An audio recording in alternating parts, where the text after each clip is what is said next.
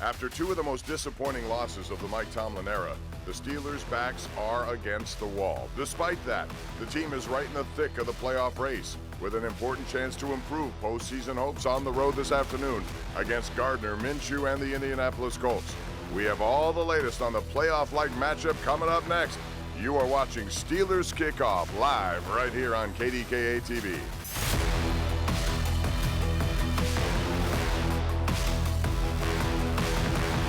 Welcome to BetMGM Steelers Kickoff.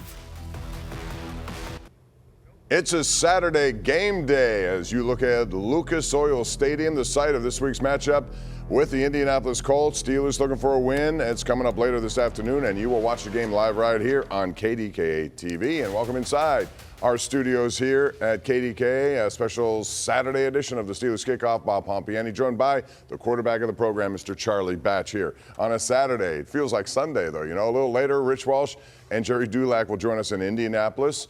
We'll get their thoughts momentarily. But after back-to-back losses to two two-win teams, who would have thought that? The Steelers spent this week looking for answers. There were many injury questions heading into this week as the team prepared for the Colts, but everyone except Kenny Pickett is set to suit up for this game. Both TJ Watt, Alex Highsmith taken out of concussion protocol, which is good news. Isaac Seumalo says he will play, even though he still has a designation of questionable. So, Charlie, you said last week on the program you believe the Steelers players needed to step up and show more leadership inside that locker room.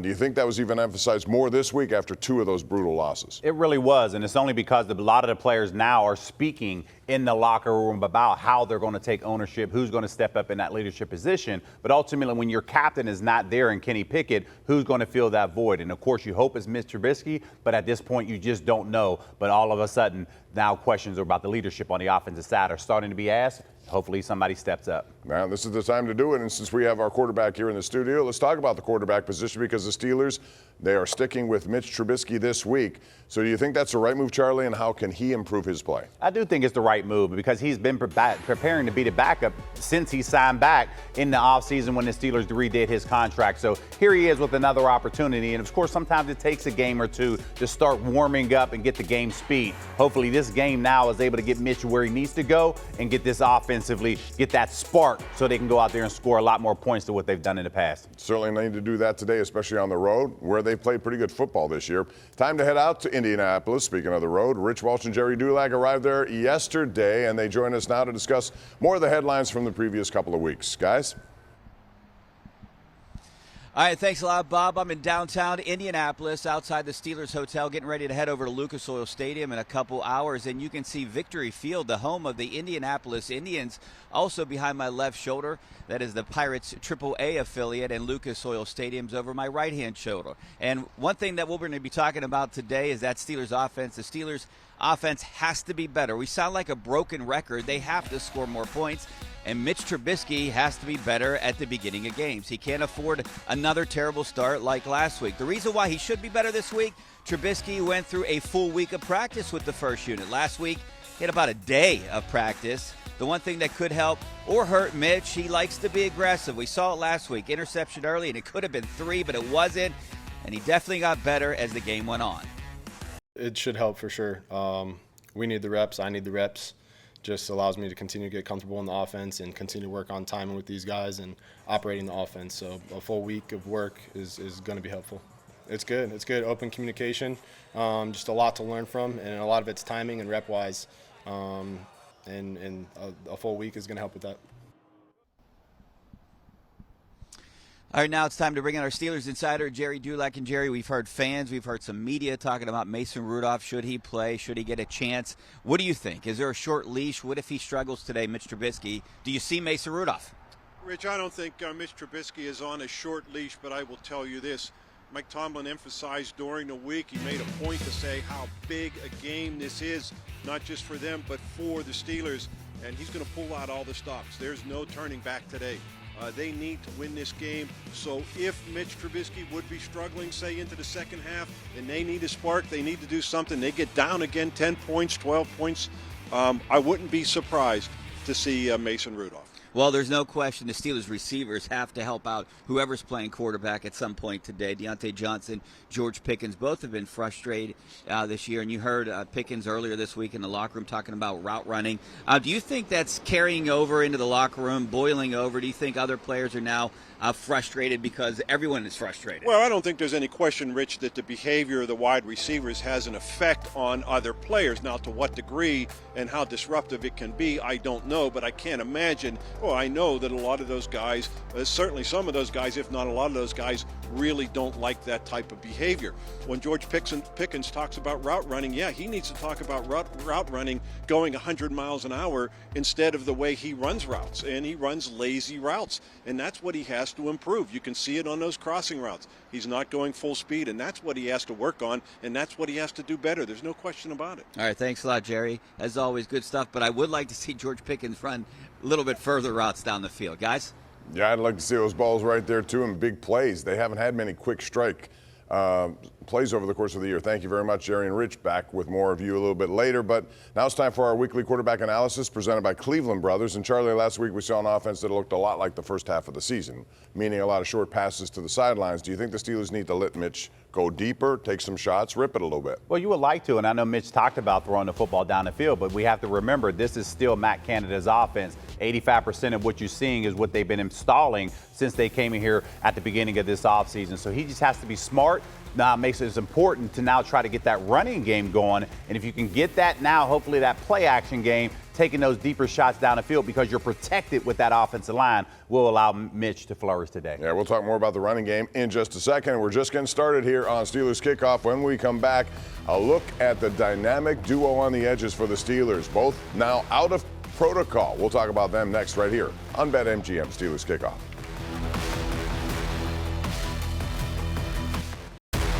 Welcome back to BetMGM Steelers Kickoff. All right, welcome back. Every week, you know, Bordas and Bordas is donating $500 for every Steelers sack as part of the Sacks for Kid campaign. And through 14 weeks of the season now, that team has 46 sacks. This counts the preseason, by the way, so good enough for $23,000. Thank you very much, Bordas and Bordas. I'm not sure if you can find a better tandem in the league besides T.J. Watt and Alex Highsmith, as those two have been so valuable to the Steelers on the field.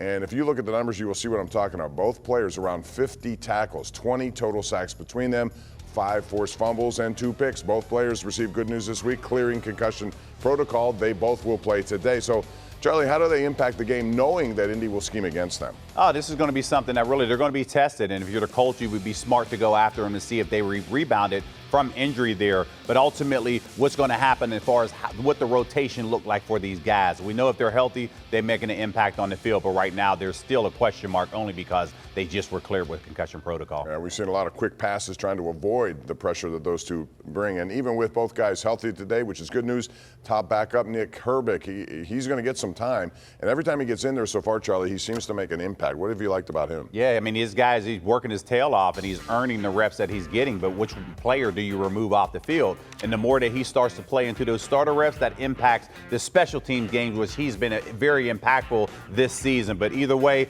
big props to him for earning those reps. And I want to see him go out there and get after the quarterback as well. Quite frankly, all of their draft picks have contributed to some degree, which is good to see. All right, let's switch to the other side of the ball now and talk some offense, because conventional wisdom says that the run game normally opens up the passing game, but that hasn't necessarily been the case for the Steelers. Take a look at these numbers here, and you will see what we're talking about. Over the past 7 games, they've actually run the ball pretty well. And some of their bigger outputs in the rushing department, like in Cleveland, at home against Arizona, they have gone in losses. Charlie, even a good running game has not had much of an impact on the passing game. Why is this, and how can it change? Yeah, this falls on the offensive coordinator. You have to go out there and find plays to complement some of those bigger plays that you have and to keep the defense off balance. Right now, they just don't pick up enough third downs to create those first down opportunities to allow them to do that. So that's going to be something that I'm paying attention to here today, because weather should not be a factor, and they should go out there and ultimately get what they want, assuming that Steelers fans are showing up in a big way like they typically do on the road. Yeah, I think in Indianapolis it's an easy drive. A lot of people there already. I'm sure you're going to hear from them. Coming up next, you're going to hear from Rich Walsh and Jerry Dulac again as they take a look at the Colts matchup, and later we'll break down some of the interesting games coming up on a Saturday here in the NFL week number 14. You're watching Steelers Kickoff on KDKA. BetMGM Steelers Kickoff is presented in part by your Western PA Chevy dealers. A Saturday matinee. Big game for both clubs. It should be fun. As the season approaches its final act, It's playoff football 4 weeks early. the scene is set. The curtains are up. It's like I said, that's where legends are made. It's showtime. Steelers. The ball is out. Colts. Are you kidding me? Oh, you gotta love it. Here we go. Unbelievable catch by Pickens. Our friends with Steelers Media Production Crew getting us ready for what is really amounts to a playoff game for both of these teams. The Colts and the Steelers both 7-6, both kind of jousting for postseason positioning. And for more on this matchup, we go back to Indianapolis. That is where Rich Walsh is standing by at the Team Hotel. Rich? Bob, by the way, I did see a lot of Steelers fans so far here early on in Indianapolis. Now, the Steelers and Colts have the same exact record, but you wouldn't know it if you listen to the fan bases. The Steelers fans are in an uproar at being 7-6 and losing to two horrible teams the last two games. Meanwhile, the Colts fans are pretty excited about that 7-6 record and have a chance to get to the postseason. Halfway through the season, the Colts were sitting at 3-5 after a 3-game losing streak, but they turned their season around by winning 4 straight in November. That run was sparked by Minshew mania. Backup quarterback Gardner Minshew took over for an injured Anthony Richardson in Week 5, and through 9 starts, he's averaged nearly 250 yards per game with 14 total touchdowns. On the flip side, he's also had issues with turnovers. He's thrown 8 picks, some of which were crippling. But that gunslinging has led to points. The Colts have scored over 24 points per game, which is 8 more per game than the Steelers, and top 10 in the NFL overall. They've done so despite uncertainty at running back. Starter Jonathan Taylor held out for the first 4 games and has been up and down since his return. He's out for this game. His replacement, Zach Moss, has been solid. Moss has averaged over 4 yards per carry and is a dangerous threat in the passing game. Featured ball carrier work is not something that's foreign or new to Moss, man. He's been at it for some time, and so he's a veteran in that space and not surprised by the quality work he's given them there. Normally, those offensive numbers add up to a better record, but their defense is why they're only 1 game over 500. They rank near the bottom in most defensive categories. Perhaps most importantly, they've allowed over 25 points per game, which is 29th in the league. Despite those points allowed, they have been disruptive. They've picked off 13 passes, tied for 4th best in the NFL, and 3 of those picks have gone for touchdowns. All right, taking a further look at those defensive stats and rankings, the Colts have been very friendly to their opponents. They're near the bottom of total yards and rushing yards allowed, but they've been decent against the pass, ranking in the top 10 in TD passes allowed, turnovers, and sacks. Well, now it's time to bring in our Steelers insider, Jerry Dulac again. And Jerry, you know, last year they had success here running the ball. Do you think and do you expect and should they lean on Najee Harris and Jaylen Warren again tonight? Yeah, Rich, I would expect them to. When you look at the running game leading up to the last game, the Patriots, they've been averaging 165 yards a game. Now, they only had half of that against the Patriots, and part of that is because they got behind 21-3 in the second quarter. So, yeah, I would expect them to. The Colts they have a lot of lighter guys up front.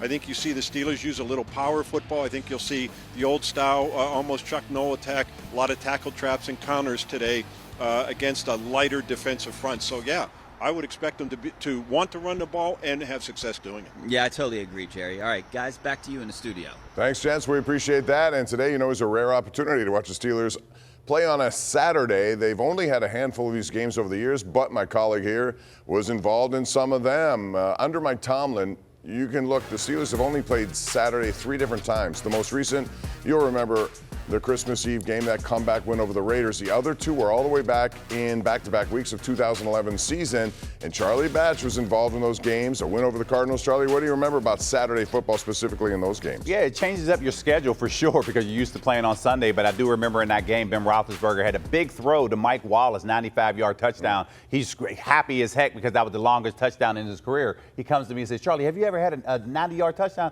I said, actually, Ben, I had a 98-yard touchdown against the Bears in 98, so you're still still have a few yards to break that record, and we both had a nice little chuckle behind it. Yeah, it's interesting how it does throw off your routine a little bit. We feel it here in getting ready for a show like this. Meanwhile, the Steelers have seemingly had the Colts number in recent history. Take a look at the stats on this series. The Steelers are 26-6 overall against the Colts, 21-6 regular season record. Mike Tomlin is 8-1 against Indy with 8 straight wins coming into this matchup today. The last Colts win, you'd have to go all the way back to 2008, November 9, 28. That's when Indy beat Pittsburgh 24-20. Coming up next, the Christmas season is definitely a time for giving, and many Steelers have taken that initiative, including one prominent rookie. We have details coming up next. Welcome back to BetMGM Steelers Kickoff. You know, this week was another Steeler week of giving. The spirit of giving was very much alive here. Rookie offensive tackle Broderick Jones hosted a holiday celebration on Monday, giving roughly 100 foster children waiting to be adopted a nice dinner. They got gifts from Santa and even photographs, autograph opportunities. The event was in partnership with Track Services for Family, a foster and adoption agency. Jones said the situation with these kids kind of hits home for him growing up. People do that for me when I was younger, so it just feels normal for me to, do the same as I'm growing up. Hopefully showing my face and, them seeing me and me interacting with them gives them some type of, inspiration. Well, Jones's teammates aren't the only ones helping out in this community. As you know, year after year, my partner here, Charlie Batch, does great work. And Charlie, give an update on the batch of toys because you have a bunch of elves, it looks like, working at your place today. Yes, we do. This is the exciting time of the year. So our Best of the Batch Foundation and our Batch of Toys program, we are actually collecting toys for 400 families this year, which will ultimately impact over 1,000 kids. We partnered this year with the Darrell Revis' Foundation, Eric Donald's Foundation, and we are now looking to put more smiles on kids' faces throughout the holiday season. So there is more ways to continue to help. You can look at the QR code on the screen. We are collecting toys, new unwrapped toys, up until December 21st. Or you can look on our foundation website, which is batchfoundation.org. You can see all the drop-off locations around the city, click and ship options, and we are collecting till December 21st. So we're super excited. I just want to thank everybody out there who believes in the mission and vision of the Best of the Batch Foundation and what we're trying to accomplish. So thank you. I applaud you, man. I see it in person. It's unbelievable how many people we have out there doing that. So do what you can to help the Batch of Toys and Charlie Batch's Foundation. We're almost out of time here, but before we go, we have a look at the playoff picture as you look at Lucas Oil Stadium. It's game time at 4:30. You'll see it live right here on KDKA. We have some predictions coming up next.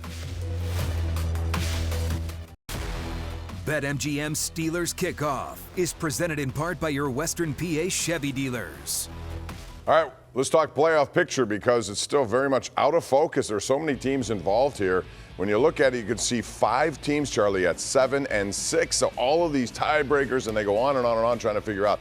All I know is this feels like a playoff game today. It does, and that's why you did not want to put yourself in the middle of that pack because it cloudies everything right now, and you just now need help, but you have to handle your business by winning first.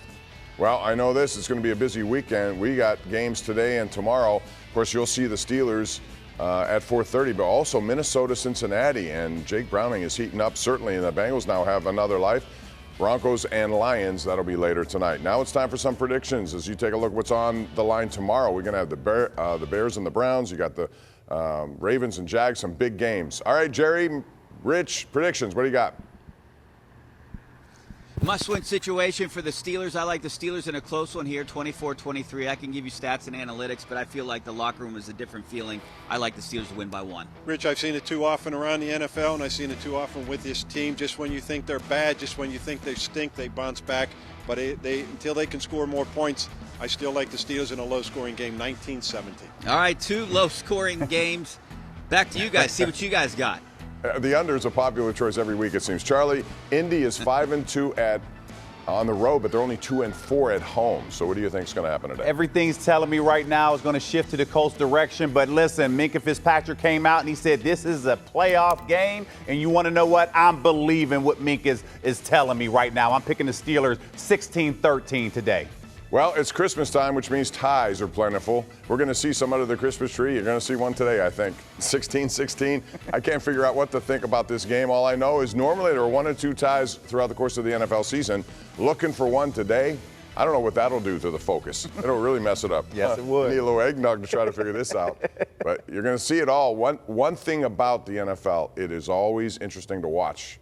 even though it may be a lot of mediocrity. Let's take a look at today's schedule for us, because we have the NFL Game Day kickoff at 4 o'clock. That's on KDKA, again, followed by Steelers and Colts. And then afterwards, join us for our Extra Point Show, also on KDKA tonight at 7:30. You're going to hear from Mike Tomlin players' reaction instantly with that game at Lucas Oil Stadium. And that's going to do it for us. For Jerry Dulac, Rich Welsh, Charlie Batch, I'm Bob Pompeani. Have a good early week of football on a Saturday right here on KDKA. We'll see you later today after the game.